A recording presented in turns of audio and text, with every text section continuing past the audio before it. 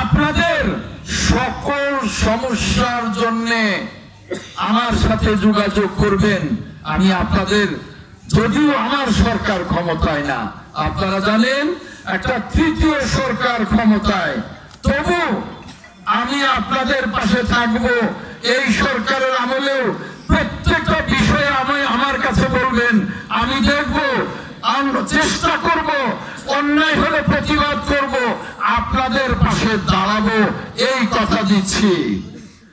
আর এই নৃশংস খুনিদের বিচারের জন্য যেমনি আমি আমার দল সহ সারাক্ষণ আমরা প্রশাসনের সাথে যোগাযোগ রেখে খুনিদের গ্রেফতার, খুনিদের বিচারের জন্য সর্বাত্মক চেষ্টা করব, তেমনি এই আব্দুস সালামের পরিবারের পাশে আমি এবং আমার দল দাঁড়াবে ইনশাআল্লাহ। আব্দুস সালামের পরিবারের যে কোনো সংকটে, যে কোনো কষ্টে আমি থাকব, আমার দল থাকবে, আপনাদেরকে এই ওয়াদা করে যাচ্ছি। আর এ বিষয়ে যতবার হাসনগঞ্জ চকচকি আসতে হয় আমি আসবো ইনশাল্লাহ।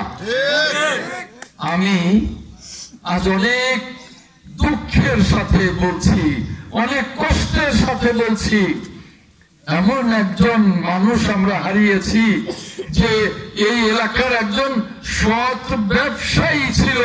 আব্দুস সালাম একজন মুদির দোকানি ছিল।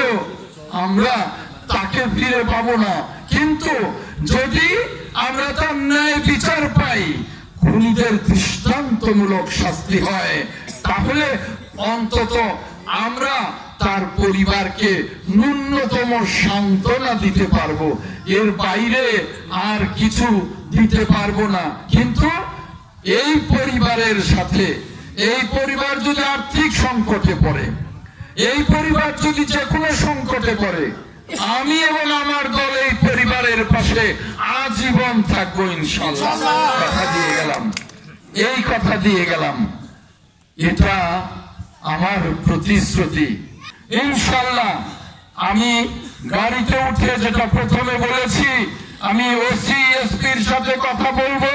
24 ঘন্টার মধ্যে আশা করি খুনিরা ধরা পড়বে, খুনিদের কঠিন বিচার হবে ইনশাআল্লাহ, কঠিন বিচার হবে ইনশাআল্লাহ। এই কথা বলে আপনাদের সকলের সাথে এই ঘটনার সহমর্মিতা জানিয়ে ওই আব্দুস সালামের আত্মার মাগফিরাত কামনা করে তার পরিবারের প্রতি, তার সুখ সন্তপ্ত পরিবারের প্রতি সমবেদনা জ্ঞাপন করে